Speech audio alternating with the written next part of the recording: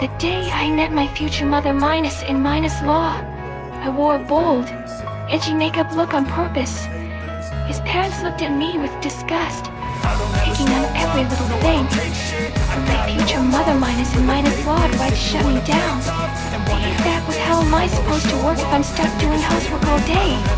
I left her speechless, but she soon sneered that an orphan like me was too good for their family, adding I'd be too busy having and raising kids anyway. I walked out right then. That jerk of a fiancé accused me of overreacting, so I called him out for cheating with my best friend Rose. Just as he started stammering excuses, Rose showed up looking all innocent, feigning shock at my appearance. After I left, she wasted no time ingratiating herself with his parents, and my future mother Minus in Minus Law instantly warmed up to her. How cute! She thought she could replace me. Little did they know, they'd all fallen right into my trap. In my past lives, they used to kill me. Now I've got a second chance, 10 years back, and I'm here for revenge. I'm going to make Rose live the miserable life I had, starting with Mary Neville's. She's always loved stealing what's mine, especially my boyfriend's. I told her I was getting married to trigger her watched her fake happiness while seething inside. Then I ended our friendship, saw her face twitch with rage. She stole my hotel key card and hooked up with him right after. Just like I planned, when Rose got fired and begged for help, I threw her a stare in her face, implying that I didn't care about his cheating and the wedding was still on. That pushed her over the edge. She swore she'd steal him for good. But when he ignored her ex and she saw photos of us on a date, she panicked. At the company party, she announced she was pregnant with his baby and they were getting married. I put on a show of heartbreak while silently cheering her on. They think they won, but this is just the beginning. She wanted my life. I'm giving her one filled with lies and betrayal. Just wait, there's more to come. Ruth faked a pregnancy to steal her best friend's husband, thinking she got a great deal. Little did she know, hell was just beginning. Her mother Minus in Minus Law forced them to get married this year, arbitrarily setting the wedding date, venue, and even the dress. Ruth detested the tacky venue and ugly dress, but her mother Minus in Minus Law shut her down, saying the wedding was to announce she was worthy of joining the family, and mocked her ideas as childish. What's more, the cheap venue was a leftover from someone else's cancelled wedding. Ruth was shocked to find her mother Minus in Minus Law was extremely controlling and disrespectful. She begged her fiancé to stop his mother, but he faked a phone call and fled. In fact, he'd long lost interest in marrying Ruth. He was drowning in 20 million yuan of debt, hounded by creditors. I used to bail him out all the time, but I dumped him after he cheated, and now he's desperate. I'm celebrating having pawned this loser off on Ruth. My fate is changing. In my past life, I was killed by my husband and Ruth. Reborn 10 years earlier, I want revenge to make Ruth live the miserable life I once had, to make her marry that jerk. Knowing Ruth loved snatching what others cherished, I set a trap. I pretended to be deeply in love with him. Consumed by jealousy, Ruth seduced him while I was away, taking the bait. The plan worked. I crossed out the date that was supposed to be my wedding to him in my notebook. Today is the day I've been waiting for, the start of my new life. Ruth is being forced by her mother Minus in Minus Law to try on those ugly, cheap, outdated dresses. Resistance is useless, and she's starting to wonder if all this is worth it. This morning, that jerk rushed to my apartment, but I'd already gone out for tea with Tony. He saw my social media post a happy photo caption with preparations for Christmas at a specific place. He hurried over, only to be held up by one problem after another, and ended up missing us. Tony and I were strolling around our old college campus.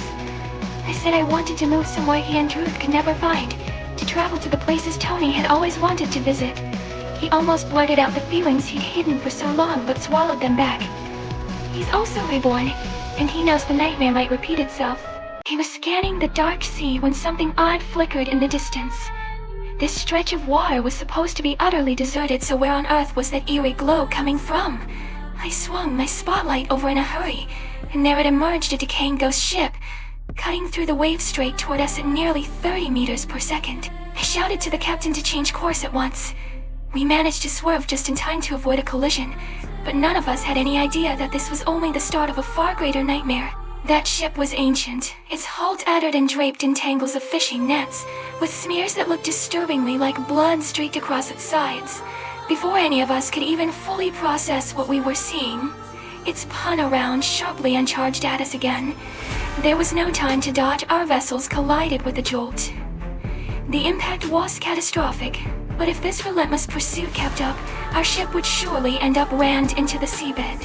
We rushed to wake Uncle Ming, a veteran sailor with decades of experience at sea. The moment he laid eyes on the vessel, he recognized it instantly, an old target ship. At the cannon ready now, he barked without hesitation. By then, the ghost ship had drawn right up behind us, looming large and ready to crash into our stern. We fired the cannon at the very last second. The shot hit its mark perfectly as the ghost ship exploded in a burst. A massive turtle-like creature burst free from the wreckage. In that moment, we knew what encountered the Abyss Reaper, the legendary sea monster of old. Long ago, fishermen who managed to catch these beasts would drain their blood, tie them beneath their boats with fishing nets, and offer them as sacrifices to the sea gods. But some of these monsters didn't die. They remained trapped under the boats, dragging the vessels around wherever they went. And the reason they kept chasing us? They wanted to use us to destroy the boat and finally escape.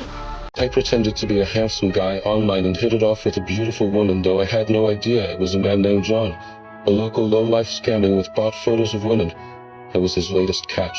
He sent a purchased video to ease my doubts, and I was hooked. He swindled $1,000, which he blew on new clothes, and a night at a dance hall in a single day. John kept chatting day and night, dropping flirty lines to reel me in further, calling another for $1,000 th. He spent it on his girlfriend gifts and a KFC promise while I hid in factory corners, glued to our chats. My wife noticed something was off, but our frayed relationship kept her from asking. I was lost in this fake romance. One day, the beautiful woman sent an injured photo, saying she had been beaten. I sent $3,000 instantly and invited her over, offering to make KFC. The next day, my wife and I spotted a hitchhiker on the way to the supermarket. She motioned to let her in, but I recognized her as my online beauty. I hit the gas, grinning she'd come for me. At home, I ignored my wife, rushed to my computer, and explained I couldn't pick her up because of my wife. John was confused, thinking I was too deep in fantasy. But when I said I knew her address and wanted to meet, he panicked and secretly followed the hitchhiker and got her location. John lied about owing the gang money, expecting me to pay up, but I insisted on meeting first, driving straight to the girl's place.